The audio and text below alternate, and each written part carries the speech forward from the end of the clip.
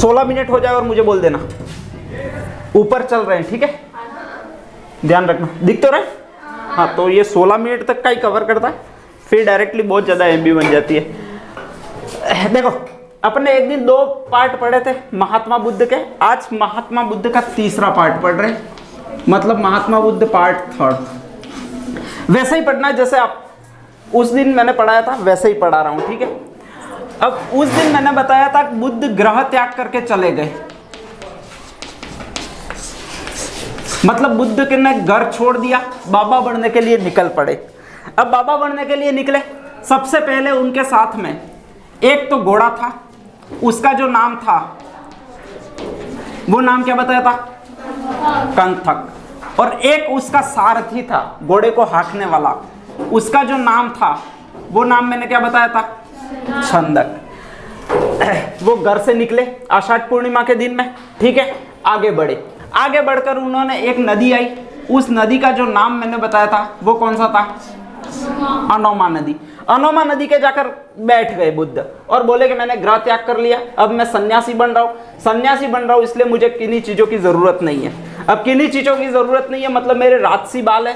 गाड़ी थोड़ी सी आग में गई तो कहीं पकड़ नहीं ले। क्या हुआ? आग करके गाड़ी के पास में कहीं कितने दूर गया? अरे यार कहीं और जलवा देते हैं, मतलब भाई चलाते हैं इसलिए मैंने जाना है इसलिए चाबी मेरी वहां पर पड़ी हुई है सर। चलो कोई बात नहीं।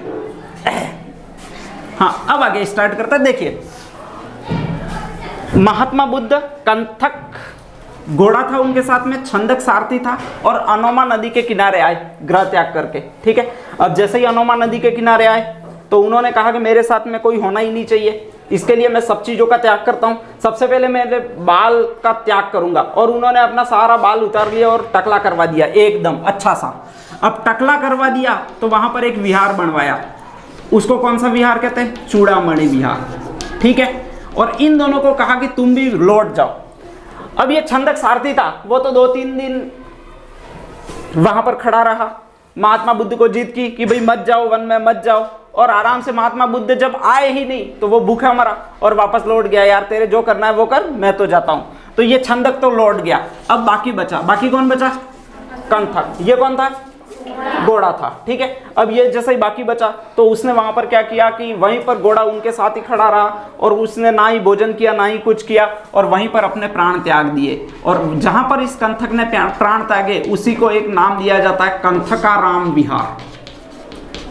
अब नेक्स्ट आगे, अब ये दोनों वापस उनके साथ आए थे, एक तो चला गया, एक मर गया।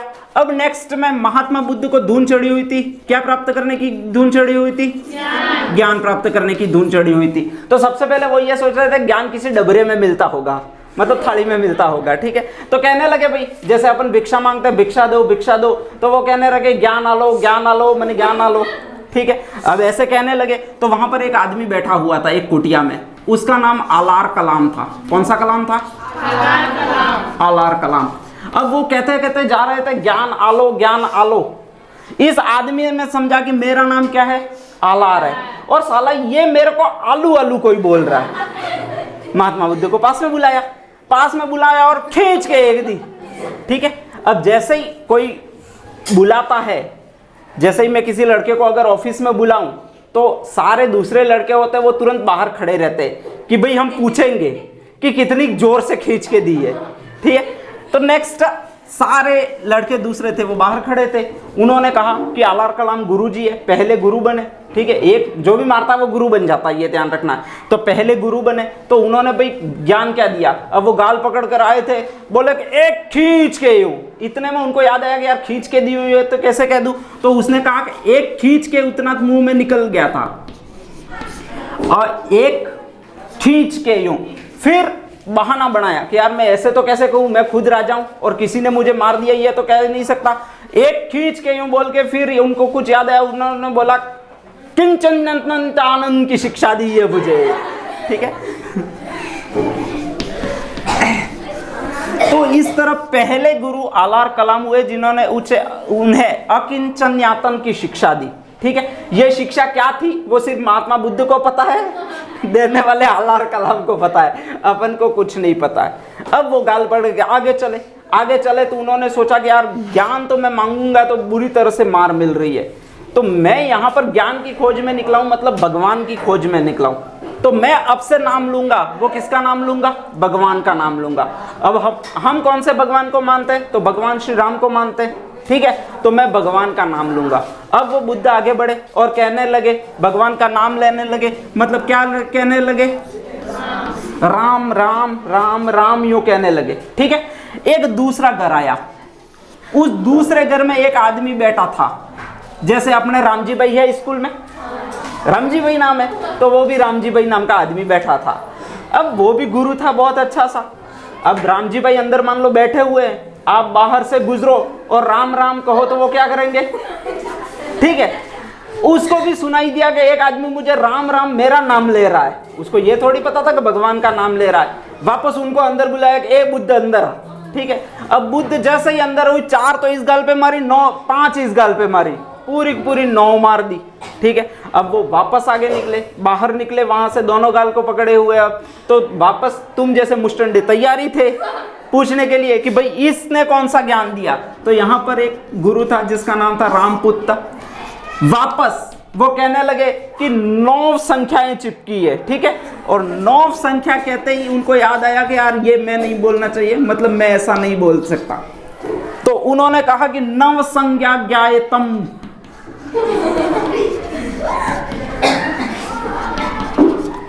नव संज्ञा ज्ञायतम या नेव संज्ञा ज्ञायतनम नामक की शिक्षा मुझे दी है, ठीक है। और इस तरह से इनको 2 गुरु मिले। पहले गुरु अलार कलाम मिले, दूसरे गुरु कौन से थे? रुद्रक रामपुत्र मिले। दोनों से उन्होंने ज्ञान प्राप्त किया, लेकिन ऐसा ज्ञान प्राप्त किया जिससे संतुष्टि नहीं मिली उनको। संतुष्टि मिल ही नहीं सकती थी, ऐसा कोई ज्ञान देन संतुष्टि नहीं मिल सकती है, ठीक है। अब नेक्स्ट आगे उन्होंने विचार किया कि अब मैं तपस्या करूंगा। तो उन्होंने अपने कुछ साथी लिए, क्योंकि अकेले अकेले उनको डर लगता था, ठीक है। तो उन्होंने कुल 5 साथी लिए। कितने साथी लिए? 5। ये नाम कहते, फर्स्ट था अस, दूसरा था बद्ध, तीसरा था कौंडिन्य, चौथा था महानाम और 5वां था वप। इन 5 साथियों के साथ एक पेड़ के नीचे 5 साथी चारों ओर बिठाए, ये बीच में बैठे ताकि मुझे कोई खा नहीं जाए, और ज्ञान साधना के लिए यहाँ पर तपस्या करने के लिए बैठ गए। और उन्होंने यहाँ पर सबको संकल्प दिलवाया कि अब यहाँ से कोई भी भोजन नहीं करेगा, तब तक भोजन नहीं करेगा जब तक हमें भगवान या फिर ज्ञान प्राप्त नहीं हो जाता है। अब नेक्स्ट आगे वो सभी तपस्या करने लगे। बेचारे इन लोगों ने भी ना तो पानी पिया ना खाना खाया और बैठ गए। जैसे ही बैठ गए, बुद्ध एक दिन हुआ और उनके पेट में मतलब चूहे कूदने लग गए। कभी चूहे कहते कि भाई रोटी मांगते, कभी चूहे कोई और गाजर का हलवा वगैरह मांगते, ठीक है। ऐसी कंडीशन में यहाँ पर पास में एक औरत आई जिसका नाम क्या था? सुजाता। ये सुजाता अपने पति के पास क्या लेकर जा रही थी? खीर लेकर जा रही थी। अब खीर की सुगंध सीधी नाक में आई। किसकी नाक में आई? महात्मा बुद्ध की नाक में आई। महात्मा बुद्ध सीधे दौड़े, किसके पास दौड़े? सुजाता के पास, और सारी खीर लेकर पी गए, ठीक है। अब सबसे ज्यादा जो क्रोधित हुए वो कौन हुए? उनके 5 शिष्य जो बैठे हुए थे और उन्होंने कसमें खाई थी कि अपन कहीं भी भोजन नहीं करेंगे, ना ही पानी पिएंगे। अब जरा भी एक बूंद भी बेचारे को इनको नहीं दी, सारी अकेले अकेले पी गए। ये 5 जो दोस्त थे वो बुद्ध को डाकना वगैरह कहते हुए यहाँ से भाग गए, ठीक है। अब नेक्स्ट आगे बुद्ध ने सोचा कि यार ये तो बहुत बड़ी बेइज्जती होगी, ऐसा तो होना ही नहीं चाहिए था, अब क्या किया जाए। तो अब उन्होंने सोचा कि यार मैं अकेला तप करूंगा, ठीक है। और तप करने के लिए उन्होंने एक मतलब वृक्ष ढूंढा। उस वृक्ष का जो नाम था वो कौन सा वृक्ष था? निग्रोध। मतलब निरंजना नदी के किनारे एक निग्रोध नामक वृक्ष था, उसके नीचे बुद्ध तपस्या करने बैठे।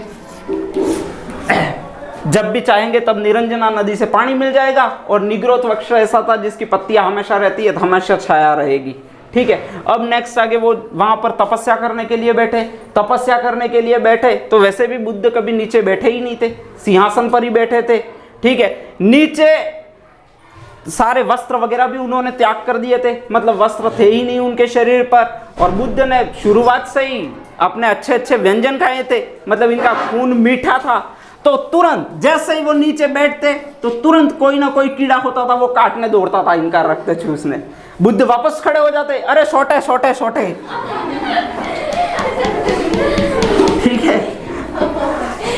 अब वहां पर एक बेचारा किसान काम कर रहा था, वो दौड़ता दौड़ता आता कि क्या हुआ भाई, वो सारे कीड़ों को वगैरह भगा था, बहुत अच्छे से साफ करता। वापस बुद्ध बैठते, वापस कीड़े तो दौड़ते क्योंकि कीड़ों का क्या काम था, वापस काट लेते बुद्ध को। वापस बुद्ध उछलते कि अरे इधर छोटे छोटे छोटे। उसका नाम था, आदमी जो काम कर रहा था उसका जो नाम पड़ गया वो क्या पड़ गया, छोटे छोटे करते करते सौत्थिकीय बड़ा डिस्टर्ब हुआ बेचारा। एक बार तो बैल चलाता, दूसरी बार बुद्ध की तरफ दौड़ता, तीसरी बार वापस बैल चलाता, वापस बुद्ध की तरफ दौड़ता। तो ऐसी कंडीशन में जो सौत्थिकीय था उसने कहा कि मैं घास देता हूं, इस घास पर तू बैठ और फिर तपस्या कर। और इस तरह जो घास देने वाला आदमी था वो कौन आदमी हुआ, सौत्थिकीय। ठीक है, नेक्स्ट आगे। अब बुद्ध यहाँ पर बैठे इस घास पर, सौत्थिकीय द्वारा दी गई घास पर बैठे और ध्यान लगाया। ध्यान लगाने के बाद कहा जाता है कि लगातार ये 49वें दिन बैठे और 49 दिन तक लगातार तपस्या करने के बाद में उनको कहा जाता है ज्ञान प्राप्त हुआ। ठीक है, अब ज्ञान जब इनको प्राप्त हो गया तो उन्होंने सोचा कि भाई ये ज्ञान मेरे पास क्या पड़ा क्या करेगा, उसको किसी न किसी और को देना होगा। अब देना होगा, इसके लिए मुझे घूमना होगा। तो उन्होंने सोचा अब से मैं ज्ञान का प्रचार करूंगा और घूमूंगा। अब घूमना है तो उसके लिए उन्होंने दूसरा उपाय अपनाया कि भाई कहाँ कहाँ घूमेंगे या फिर कहाँ कहाँ ज्ञान प्रचार करेंगे। कंपटीशन एग्जामों में सर्वाधिक जो प्रश्न आता है वो यही आता है कि बुद्ध ने किन किन स्थानों पर अपना ज्ञान था वो प्रदान किया था या फिर किन किन स्थानों पर गए थे। तो 6 ऐसे स्थान हैं जिनके बारे में अपन पॉइंट आउट नोट कर लेते हैं कि कौन कौन से स्थान थे। कितने मिनट हुए, 12 मिनट हुए। अरे यार 1 सेकेंड।